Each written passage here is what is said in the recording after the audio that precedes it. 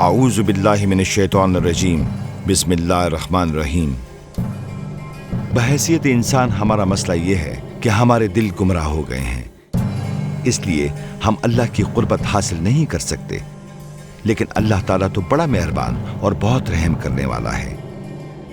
اللہ جل جلالہ نے ہمارے دلوں کو پاک کرنے کا اور اپنی قربت بخشنے کا ایک وسیلہ عطا کیا ہے۔ وہ ہے کیا؟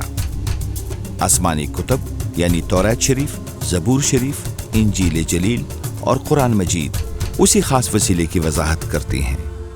جیسے اللہ تبارک و تعالیٰ نے حضرت آدم و حوا علیہم السلام کی ندامت کو راست بازی کی جاموں سے چھپایا، اسی طرح پوری نوع انسانی کی ندامت پر پردہ ڈالنے والی ایک نہایت راست باز شخصیت بھیجی گئی ہے۔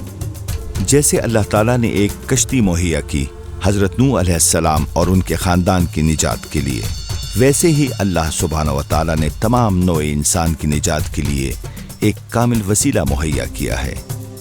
جیسے حضرت نوح علیہ السلام کی قربانی اللہ کی رحمت کا باعث ہوئی تھی، اسی طرح اللہ بزرگ و برتر کے ایک نہایت قریبی کی قربانی ہم تمام بنی نوع انسان کے لیے اس کی رحمت کا باعث بن گئی ہے۔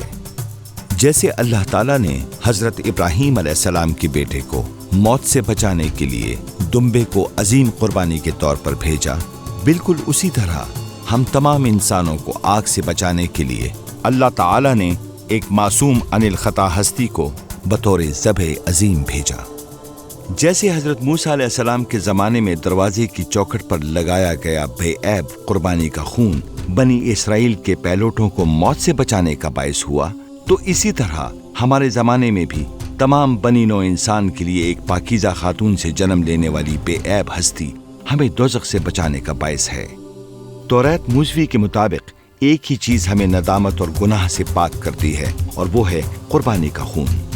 اب ایک ہی کامل ترین ہستی کی قربانی کا خون جو ہمارے لیے بہایا گیا، ہم سب انسانوں کو ندامت اور گناہوں سے پاک کرتا ہے۔ اسی لیے انجیل جلیل سورہ حنان اللہ رکوع 1 میں اللہ کے پیغمبر حضرت یحییٰ علیہ السلام نے ارشاد فرمایا تھا، انظروا هو ذا الأضحية السماوية المرسلة من الله لتزيل عن البشر ذنوبهم۔ ذرا دیکھو تو وہ رہا ذبیح اللہ جو نسل آدم کے گناہوں کا کفارہ ادا کرے گا۔ یہی ہستی ہے جس کا اللہ تعالیٰ نے وعدہ فرمایا تھا، جو حضرت بی بی حوا علیہ السلام کی نسل سے تشریف لائی اور جس نے شیطان ملعون کے سر کو کچلا۔ یہ وہ ہستی ہے جو حضرت ابراہیم علیہ السلام کی نسل سے تشریف لائی، جن کے متعلق اللہ تعالیٰ نے وعدہ فرمایا تھا کہ اس کی معرفت دنیا کی تمام قومیں برکت حاصل کریں گی۔ اس نے بے عیب زندگی گزاری اور بالآخر اپنی جان کا نذرانہ پیش کر گئی، اور صلیب پر اس کا بے گناہ خون بہتا چلا گیا، جس نے ہمارے گناہوں اور ندامت کو ختم کر دیا۔ نیز اللہ تعالیٰ نے اسے مرنے کے بعد زندہ اٹھا کھڑا کیا۔ اس طرح اس نے شیطان اور موت دونوں پر فتح حاصل کر لی۔ ہم میں سے جو بھی ذبیح اللہ کے وسیلہ نجات ہونے پر ایمان لاتے ہیں، وہی گناہ سے صاف کیے جائیں گے اور اللہ تعالیٰ کی قربت حاصل کریں گے۔ سبحان اللہ۔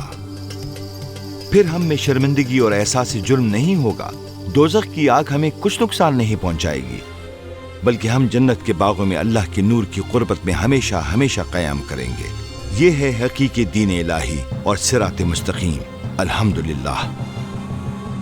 سورہ مریم میں فرمان خداوندی ہے، وَلِنَجْعَلَهُ آیَةً لِلنَّاسِ وَرَحْمَةً مِنَّا، اور ہم تو اسے لوگوں کے لیے ایک خاص نشانی بنانا چاہتے ہیں اور اپنی خاص رحمت۔